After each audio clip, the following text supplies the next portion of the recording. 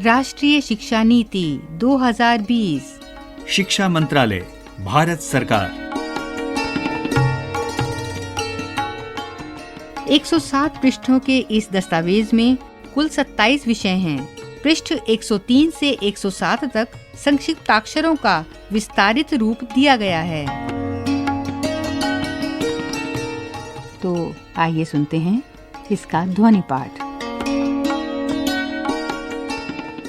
पृष्ठ संख्या 3। परिचय। शिक्षा पूर्ण मानव क्षमता को प्राप्त करने, एक न्याय संगत और न्यायपूर्ण समाज के विकास और राष्ट्रीय विकास को बढ़ावा देने के लिए मूलभूत आवश्यकता है। गुणवत्तापूर्ण शिक्षा तक सार्वभौमिक पहुंच प्रदान करना वैश्विक मंच पर सामाजिक न्याय और समानता, वैज्ञानिक उन्नति, राष्ट्रीय एकीकरण और सांस्कृतिक संरक्षण के संदर्भ में भारत की सतत प्रगति और आर्थिक विकास की कुंजी है। सार्वभौमिक उच्चतर स्तरीय शिक्षा वह उचित माध्यम है जिससे देश की समृद्ध प्रतिभा और संसाधनों का सर्वोत्तम विकास और संवर्धन व्यक्ति, समाज, राष्ट्र और विश्व की भलाई के लिए किया जा सकता है। अगले दशक में भारत दुनिया का सबसे युवा जनसंख्या वाला देश होगा और इन युवाओं को उच्चतर गुणवत्तापूर्ण शैक्षिक अवसर उपलब्ध कराने पर ही भारत का भविष्य निर्भर करेगा। भारत द्वारा 2015 में अपनाए गए सतत विकास एजेंडा 2030 के लक्ष्य 4 SDG 4 में परिलक्षित वैश्विक शिक्षा विकास एजेंडा के अनुसार विश्व में 2030 तक सभी के लिए समावेशी और समान गुणवत्ता युक्त शिक्षा सुनिश्चित करने और जीवन पर्यंत शिक्षा के अवसरों को बढ़ावा दिए जाने का लक्ष्य है।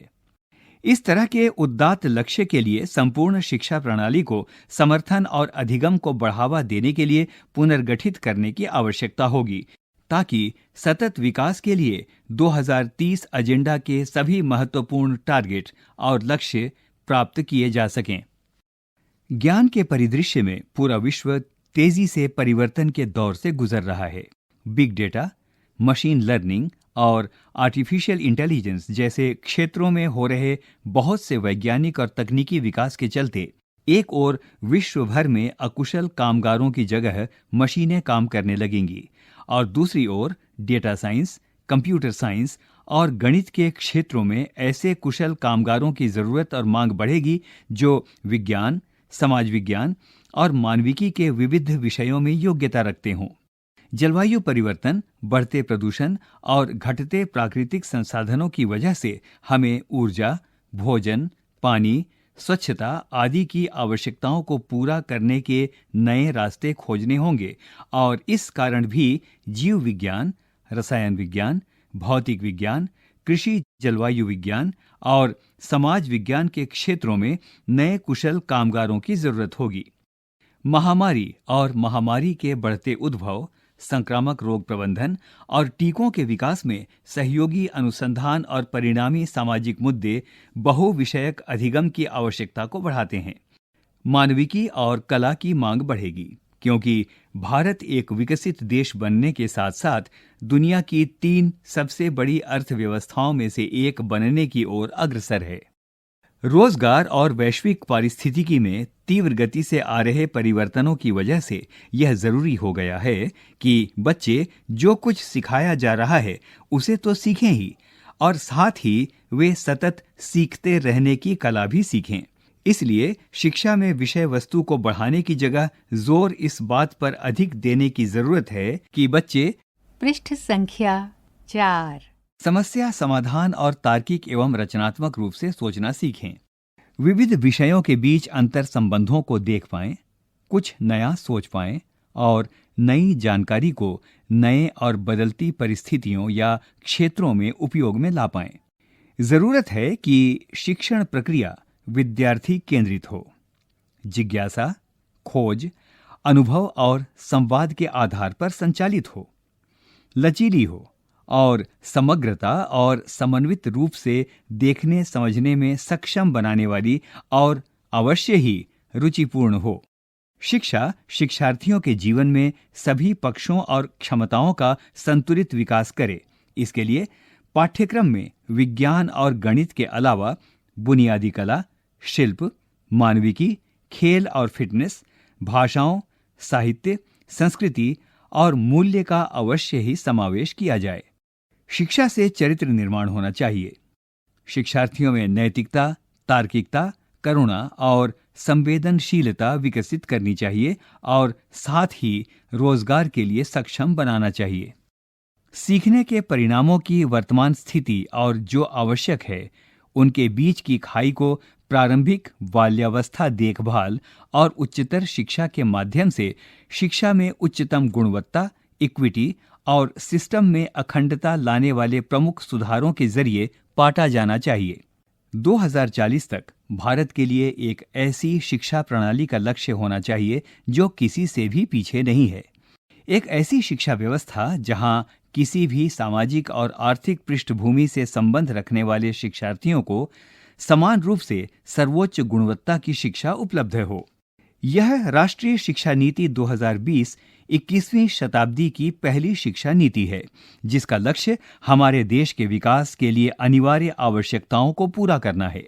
यह नीति भारत की परंपरा और सांस्कृतिक मूल्यों के आधार को बरकरार रखते हुए 21वीं सदी की शिक्षा के लिए आकांक्षात्मक लक्ष्यों, जिसमें SDG 4 शामिल है, के संयोजन में शिक्षा व्यवस्था, उसके नियमन और गवर्नेंस सहित सभी पक्षों के सुधार और पुनर्गठन का प्रस्ताव रखती है। राष्ट्रीय शिक्षा नीति प्रत्येक व्यक्ति में निहित रचनात्मक क्षमताओं के विकास पर विशेष जोर देती है।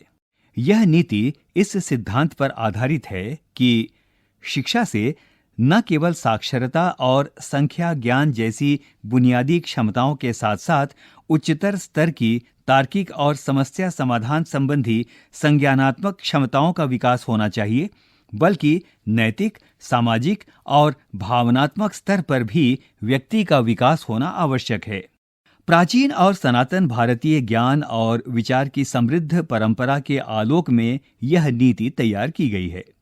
ज्ञान, प्रज्ञा और सत्य की खोज को भारतीय विचार परंपरा और दर्शन में सदा सर्वोच्च मानवीय लक्ष्य माना जाता था। प्राचीन भारत में शिक्षा का लक्ष्य सांसारिक जीवन अथवा स्कूल के बाद के जीवन की तैयारी के रूप में ज्ञान अर्जन नहीं, बल्कि पूर्ण आत्मज्ञान और मुक्ति के रूप में माना गया था। तक्षशिला, नालंदा, विक्रमशिला और वल्लभी जैसे प्राचीन भारत के विश्व स्तरीय संस्थानों ने अध्ययन के विविध क्षेत्रों में शिक्षण और शोध के ऊंचे प्रतिमान स्थापित किए थे और विभिन्न पृष्ठभूमि और देशों से आने वाले विद्यार्थियों और विद्वानों को लाभान्वित किया था। इसी शिक्षा व्यवस्था ने चरक, सुश्रुत, आर्यभट्ट, वराहमिहिर, भास्कराचार्य, पृष्ठ संख्या 5, ब्रह्मगुप्त, चाणक्य, चक्रपाणि दत्ता, माधव, पाणिनि, पतंजलि, नागार्जुन, गौतम, पिंगला, शंकरदेव, मैत्रेयी, गार्गी और थिरुवल्लुवर जैसे अनेकों महान विद्वानों को जन्म दिया। इन विद्वानों ने वैश्विक स्तर पर ज्ञान के विविध क्षेत्रों जैसे गणित, खगोल विज्ञान, धातु विज्ञान, चिकित्सा विज्ञान और शल्य चिकित्सा, सिविल इंजीनियरिंग, भवन निर्माण, नौकायान निर्माण और दिशा ज्ञान, योग, ललित कला, शतरंज इत्यादि में प्रामाणिक रूप से मौलिक योगदान किए। भारतीय संस्कृति और दर्शन का विश्व में बड़ा प्रभाव रहा है। वैश्विक महत्व की इस समृद्ध विरासत को आने वाली पीढ़ियों के लिए न सिर्फ सहेज कर संरक्षित करने की जरूरत है, बल्कि हमारी शिक्षा व्यवस्था द्वारा उस पर शोध कार्य होने चाहिए, उसे और समृद्ध किया जाना चाहिए और नए नए उपयोग भी सोचे जाने चाहिए। शिक्षा व्यवस्था में किए जा रहे बुनियादी बदलावों के केंद्र में अवश्य ही शिक्षक होने चाहिए।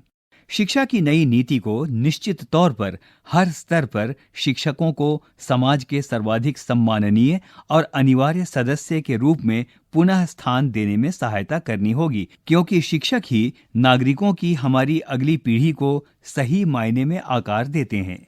इस नीति द्वारा शिक्षकों को सक्षम बनाने के लिए हर संभव कदम उठाए जाने की आवश्यकता है, जिससे वे अपने कार्य को प्रभावी रूप से कर सकें। नई शिक्षा नीति को हर स्तर पर शिक्षण के पेशे में सबसे होनहार लोगों का चयन करने में सहायता करनी होगी, जिसके लिए उनकी आजीविका, सम्मान, मान मर्यादा और स्वायत्तता सुनिश्चित करनी होगी। साथ ही तंत्र में गुणवत्ता नियंत्रण और जवाबदेही की बुनियादी प्रक्रियाएं भी स्थापित करनी होंगी। नई शिक्षा नीति को सभी विद्यार्थियों के लिए, चाहे उनका निवास स्थान कहीं भी हो, गुणवत्तापूर्ण शिक्षा व्यवस्था उपलब्ध करानी होगी। इस कार्य में ऐतिहासिक रूप से हाशिए पर रह रहे समुदायों, वंचित और अल्प प्रतिनिधित्व वाले समूहों पर विशेष ध्यान दिए जाने की जरूरत होगी। शिक्षा बराबरी सुनिश्चित करने का बड़ा माध्यम है और इसके द्वारा समाज में समानता, समावेशन और सामाजिक आर्थिक रूप से गतिशीलता हासिल की जा सकती है। ऐसे समूहों के सभी बच्चों के लिए परिस्थिति जन्य बाधाओं के बावजूद हर संभव पहल की जानी चाहिए, जिससे वे शिक्षा व्यवस्था में प्रवेश भी पा सकें और उत्कृष्ट प्रदर्शन भी कर सकें। इन सभी बातों का नीति में समावेश भारत की समृद्ध विविधता और संस्कृति के प्रति सम्मान रखते हुए और साथ ही देश की स्थानीय और वैश्विक संदर्भ में आवश्यकताओं का ध्यान रखते हुए होना चाहिए। भारत के युवाओं को भारत देश के बारे में और इसकी विविध सामाजिक, सांस्कृतिक और तकनीकी आवश्यकताओं सहित यहाँ की अद्वितीय कला, भाषा और ज्ञान परंपराओं के बारे में ज्ञानवान बनाना राष्ट्रीय गौरव, आत्मविश्वास, आत्मज्ञान, परस्पर सहयोग और एकता की दृष्टि से और भारत के सतत ऊंचाइयों की ओर बढ़ने की दृष्टि से अति आवश्यक है। पृष्ठ संख्या 6। पिछली नीतियां। शिक्षा पर पिछली नीतियों का जोर मुख्य रूप से शिक्षा तक पहुंच के मुद्दों पर था। 1986 की राष्ट्रीय शिक्षा नीति, जिसे 1992 एनपीई 1986-92 में संशोधित किया गया था, के अधूरे काम को इस नीति के द्वारा पूरा करने का भरपूर प्रयास किया गया है। 1986-92 की पिछली नीति के बाद से एक बड़ा कदम निशुल्क और अनिवार्य शिक्षा अधिनियम 2009 रहा है, जिसने सार्वभौमिक प्रारंभिक शिक्षा सुलभ कराने हेतु कानूनी आधार उपलब्ध कराया। इस नीति के आधार सिद्धांत: शैक्षिक प्रणाली का उद्देश्य अच्छे इंसानों का विकास करना है, जो तर्क संगत विचार और कार्य करने में सक्षम हो, जिसमें करुणा और सहानुभूति, साहस और लचीलापन, वैज्ञानिक चिंतन और रचनात्मक कल्पना शक्ति, नैतिक मूल्य और आधार हों। इसका उद्देश्य ऐसे उत्पादक लोगों को तैयार करना है जो कि अपने संविधान द्वारा परिकल्पित समावेशी और बहुलतावादी समाज के निर्माण में बेहतर तरीके से योगदान करें। एक अच्छी शैक्षणिक संस्था वह है जिसमें प्रत्येक छात्र का स्वागत किया जाता है और उसकी देखभाल की जाती है, जहां एक सुरक्षित और प्रेरणादायक शिक्षण वातावरण मौजूद होता है, जहां सभी छात्रों को सीखने के लिए विविध प्रकार के अनुभव उपलब्ध कराए जाते हैं और जहां सीखने के लिए अच्छे बुनियादी ढांचे और उपयुक्त संसाधन उपलब्ध हैं। ये सब हासिल करना प्रत्येक शिक्षा संस्थान का लक्ष्य होना चाहिए। तथापि साथ ही विभिन्न संस्थानों के बीच और शिक्षा के हर स्तर पर परस्पर सहज जुड़ाव और समन्वय आवश्यक है। मूलभूत सिद्धांत जो बड़े स्तर पर शिक्षा प्रणाली और साथ ही व्यक्तिगत संस्थानों दोनों का मार्गदर्शन करेंगे, वे ये हैं: हर बच्चे की विशिष्ट क्षमताओं की स्वीकृति, पहचान और उनके विकास हेतु प्रयास करना। शिक्षकों और अभिभावकों को इन क्षमताओं के प्रति संवेदनशील बनाना, जिससे वे बच्चे की अकादमिक और अन्य क्षमताओं में उसके सर्वांगीण विकास पर भी पूरा ध्यान दें। बुनियादी साक्षरता और संख्या ज्ञान को सर्वाधिक प्राथमिकता देना, जिससे सभी बच्चे कक्षा 3 तक साक्षरता और संख्या ज्ञान जैसे सीखने के मूलभूत कौशलों को हासिल कर सकें। लचीलापन, ताकि शिक्षार्थियों में उनके सीखने के तौर तरीके और कार्यक्रमों को चुनने की क्षमता हो और इस तरह वे अपनी प्रतिभा और रुचियों के अनुसार जीवन में अपना रास्ता चुन सकें। कला और विज्ञान के बीच, पाठ्यक्रम और पाठ्येतर गतिविधियों के बीच व्यावसायिक और शैक्षणिक धाराओं आदि के बीच कोई स्पष्ट अलगाव ना हो, जिससे ज्ञान क्षेत्रों के बीच हानिकारक ऊंच नीच और परस्पर दूरी और असंबद्धता को दूर किया जा सके। पृष्ठ संख्या 7।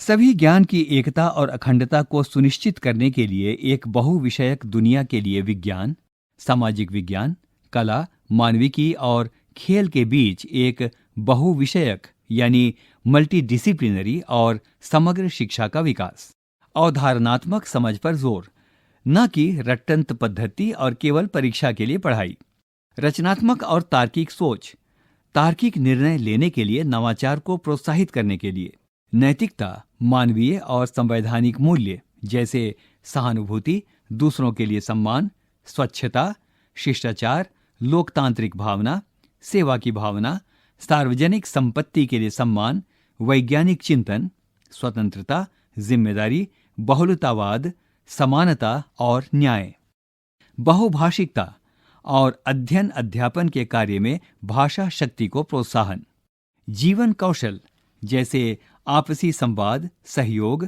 सामूहिक कार्य और लचीलापन, सीखने के लिए सतत मूल्यांकन पर जोर, इसके बजाय कि साल के अंत में होने वाली परीक्षा को केंद्र में रखकर शिक्षण हो, जिससे कि आज की कोचिंग संस्कृति को ही बढ़ावा मिलता है। तकनीकी के यथासंभव उपयोग पर जोर, अध्ययन अध्यापन कार्य में शिक्षा संबंधी बाधाओं को दूर करने में, दिव्यांग बच्चों के लिए शिक्षा को सुलभ बनाने में और शैक्षणिक नियोजन और प्रबंधन में। सभी पाठ्यक्रम, शिक्षण शास्त्र और नीति में स्थानीय संदर्भ की विविधता और स्थानीय परिवेश के लिए एक सम्मान, हमेशा ध्यान में रखते हुए कि शिक्षा एक समवर्ती विषय है। सभी शैक्षिक निर्णयों की आधारशिला के रूप में पूर्ण समता और समावेशन, साथ ही शिक्षा को लोगों की पहुंच और सामर्थ्य के दायरे में रखना, ये सुनिश्चित करने के लिए कि सभी छात्र शिक्षा प्रणाली में सफलता हासिल कर सकें। स्कूली शिक्षा से उच्चतर शिक्षा तक सभी स्तरों के शिक्षा पाठ्यक्रम में तालमेल, प्रारंभिक बाल्यावस्था देखभाल तथा शिक्षा से शिक्षकों और संकाय को सीखने की प्रक्रिया का केंद्र मानना, उनकी भर्ती और तैयारी की उत्कृष्ट व्यवस्था, निरंतर व्यावसायिक विकास और सकारात्मक कार्य वातावरण और सेवा की स्थिति, शैक्षिक प्रणाली की अखंडता, पारदर्शिता और संसाधन कुशलता, ऑडिट और सार्वजनिक प्रकटीकरण के माध्यम से सुनिश्चित करने के लिए एक हल्का लेकिन प्रभावी नियामक ढांचा, साथ ही साथ स्वायत्तता, सुशासन और सशक्तिकरण के माध्यम से नवाचार और आउट ऑफ द बॉक्स विचारों को प्रोत्साहित करना, गुणवत्तापूर्ण शिक्षा और विकास के लिए उत्कृष्ट स्तर का शोध, शैक्षिक विशेषज्ञों द्वारा निरंतर अनुसंधान और नियमित मूल्यांकन के आधार पर प्रगति की सतत समीक्षा, भारतीय जड़ों और गौरव से बंधे रहना और जहां प्रासंगिक लगे वहां भारत की समृद्ध और विविध प्राचीन और आधुनिक संस्कृति और ज्ञान प्रणालियों और परंपराओं को शामिल करना और उससे प्रेरणा पाना। पृष्ठ संख्या 8। शिक्षा एक सार्वजनिक सेवा है। गुणवत्तापूर्ण शिक्षा तक पहुंच को प्रत्येक बच्चे का मौलिक अधिकार माना जाना चाहिए। एक मजबूत जीवंत सार्वजनिक शिक्षा प्रणाली में पर्याप्त निवेश, साथ ही सच्चे परोपकारी, निजी और सामुदायिक भागीदारी को प्रोत्साहन और सुविधा। इस नीति का विजन, इस राष्ट्रीय शिक्षा प्रणाली का विजन भारतीय मूल्यों से विकसित शिक्षा प्रणाली है, जो सभी को उच्चतर गुणवत्ता शिक्षा उपलब्ध करा के और भारत को वैश्विक ज्ञान महाशक्ति बनाकर भारत को एक जीवंत और न्याय संगत ज्ञान समाज में बदलने के लिए प्रत्यक्ष रूप से योगदान करेगी। नीति में परिकल्पित है कि हमारे संस्थानों की पाठ्यचर्या और शिक्षा विधि छात्रों में अपने मौलिक दायित्वों और संवैधानिक मूल्यों, देश के साथ जुड़ाव और बदलते विश्व में नागरिक की भूमिका और उत्तरदायित्वों की जागरूकता उत्पन्न करे। नीति का विजन छात्रों में भारतीय होने का गर्व न केवल विचार में बल्कि व्यवहार, बुद्धि और कार्यों में भी, और साथ ही ज्ञान, कौशल, मूल्यों और सोच में भी होना चाहिए, जो मानवाधिकारों, स्थायी विकास और जीवन यापन तथा वैश्विक कल्याण के लिए प्रतिबद्ध हो, ताकि वे सही मायने में वैश्विक नागरिक बन सकें। अभी आप सुन रहे थे राष्ट्रीय शिक्षा नीति 2020 परिचय।